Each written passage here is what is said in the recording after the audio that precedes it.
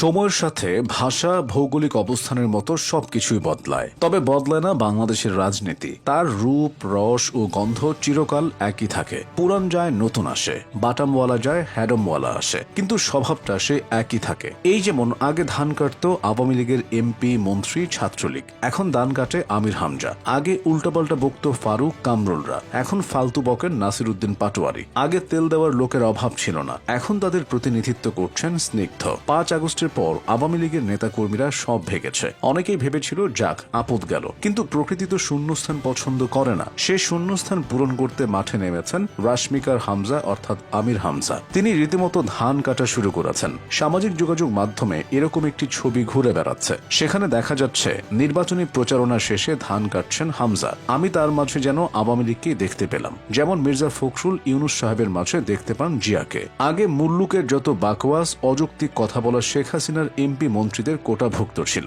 ফারুক, কামরুল সাহেবরা এজন্য সুপরিচিত ছিলেন। এখন এই দায়িত্ব নিষ্ঠার সঙ্গে একাই পালন করছেন এনসিপির নাসির উদ্দিন পাটোয়ারি। মাইক্রোফোন সামনে পেলেই পটপট শুরু করে দেন। এমন এমন কথাবার্তা বলেন যে প্রত্যেকেই চোখ বন্ধ করে বলবেন 12 হাত বাঙ্গির 13 হাত বিচি। এই যেমন বলেছিলেন এনসিপি 300 আসনে জয়লাভ করে সংসদে যাবে। বিষয়টা 5 আগস্টের পরদিন হলে হয়তো সম্ভব ছিল, কেননা সে সময় সাধারণ মানুষের আতুরঘর ছিল এই ছাত্র জনতা। কিন্তু 1 বছরের ব্যবধানে সে আশার বেলুন ফেটে গেছে। দলটি এখন 300 আসনে প্রার্থী দিতে পারে কিনা সেটাই অনেকের সন্দেহ।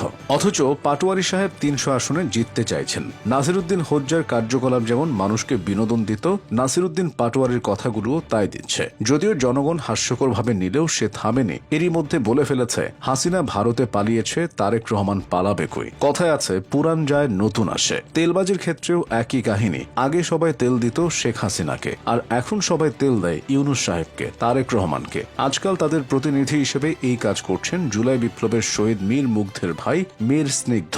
কখনো খালেদা জিয়া, আবার কখনো তারেক জিয়াকে মনোযোগের সাথে তেল দিয়ে ভাই ব্যবসায়ী হিসেবে পরিচিতি পেয়েছেন। তবুও থামছেন না। এই তেল লাগবে, তেল বলে তিনি চিল্লাচ্ছেন। আশা করা যায় তার স্নিগ্ধ তেলে আরো তেল চিটচিটে হয়ে উঠবে রাজনীতি। পালানোর কথা উঠলেই আগে ওবায়দুল কাদের সুরে সুরে বলতেন, পালাবো কেন, ফখরুল সাহেবের বাসায় যেয়ে উঠব। ওকাসারের শূন্যস্থান আজ আর শূন্য নয়। সরকারের বিভিন্ন উপদেষ্টারা দৈনিক দেশ ছেড়ে পালাবো না বলে মুখে ফেনা তুলে ফেলছেন। আগে মাঝে মাঝেই শোনা যেত অমুক মন্ত্রী এমপির লোক হওয়ায় ছেড়ে দিল পুলিশ। এখন অতদূর যেতে হয় না, সমন্বয়কের লোক হলেই পুলিশ ছেড়ে দেয়। কখনো কখনো তো সমন্বয়ক নিজেই থানায় চলে যান চাঁদাবাজকে ছাড়াতে। হান্নান মাসুদের কথা মনে আছে? চাঁদাবাজির অভিযোগে গ্রেফতার কয়েকজনকে থানা থেকে ছাড়িয়ে আনার কাজটি করেছিলেন এনসিপির এই নেতা। তাই দেখে ওকাসারের সেই ডায়লগটি মনে পড়ে গিয়েছিল, মাসুদ তুমি কি কখনোই ভালো হবে না? সে প্রশ্নের উত্তর জানি না। মাসুদ ভালো হোক কিংবা খারাপ হোক, তাতেও আমাদের মাথা ব্যথা নেই। তবে আমরা চাই বাংলাদেশের রাজনীতি ভালো হোক। সেখানে গলাবাজি, চাপাবাজি, তেলবাজির তেলবাজি বন্ধ হোক।